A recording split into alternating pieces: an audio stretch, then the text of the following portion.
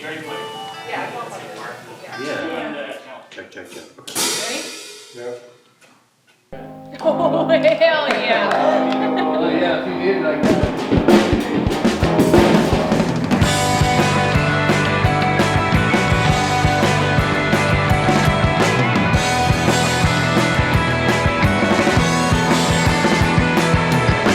You see this place? It's so beautiful.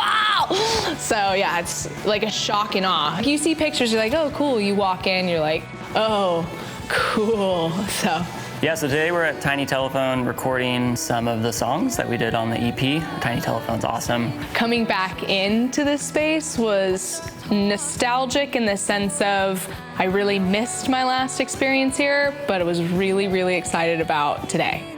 I love it here. Just want to be in here as much as possible. It's definitely, I think, on most Bay Area musicians' radars. Been wanting to record here as of a year ago and just be in the space and have more performative experience with the guys. And now we get to kind of emulate that and reimagine it live, and it's really cool. There's a whole bunch of parts. Yeah, it was just kind of like breathtaking. It's a really like peaceful, creative space, you know. Different vibes, but pretty cohesive throughout the whole studio, you know, so you can kind of sit in there and be like, okay, I'm gonna try to feel this or feel that to kind of lock in. I've known of John Vanderslice for a long time. I listened to his music back when I was a college radio DJ, and yeah, this place is legendary. They've recorded all kinds of incredible artists here, so it's a privilege. So today we did Chalk, and I think that's one of our hardest songs, I think all around for all of us. So yeah, I think we're all a little nervous about playing that one.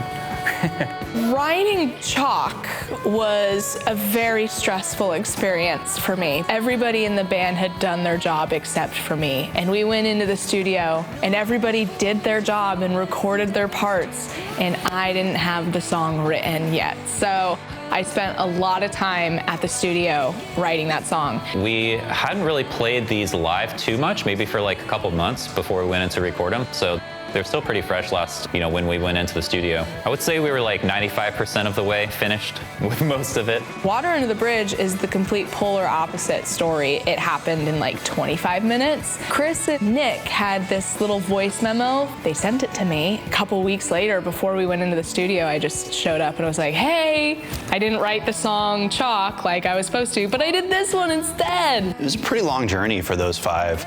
I think they morphed in between many iterations, and I think we really took our time with it, and I felt like we were about 70% there when we got into the studio. We practiced like twice a week pretty consistently, and last weekend we played a couple shows, so it was nice to play these songs live in front of a live audience, you know, before doing a live session. Got to work with Miriam, and Miriam's a great mixer, and yeah, I'm really excited to see how these live sessions come out.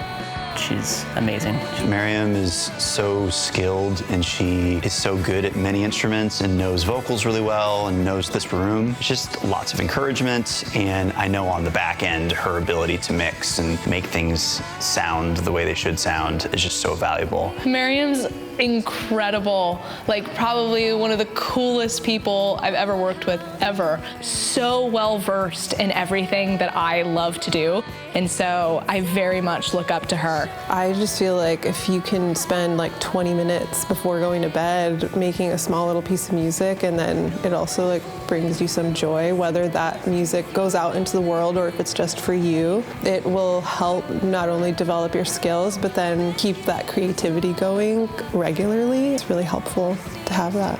I think it's been an interesting few years of growth, and we've grown with our fans, literally, because the five of us didn't really know each other prior to this band. I actually joined the band pretty late, like a couple months ago. So, you know, just kind of like putting my own flair on it, but still fitting everybody's image, you know, has been really, really important to me. Not just with these songs that we did today, but, you know, all the songs in our set and everything that's out. It's always been old friends or collaborators, and there's an intimacy there. Whereas with this group, we're building that as we go, and so we're learning each other on stage and figuring that performance element out, tone, all that stuff. I'm just so thankful that people take the time to listen to the tunes. I think that I haven't even reached a level yet where I'm fully like understanding of the fact that people listen to our music outside of our shows. And so just the fact that that happens is absolutely insane to me. Connecting with our audiences, it's just like We're growing with them, and it's just really fun to see them begin to sing our songs, and we're starting to see familiar faces in cities that we're not from. I've known about Rainbow City Park for a long time. I went to the college town that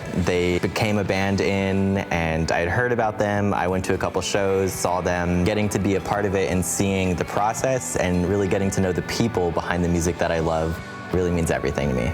I've had some insanely great conversations with people about our music over the last couple of years that have resulted in a lot of tears. So thanks for making me cry.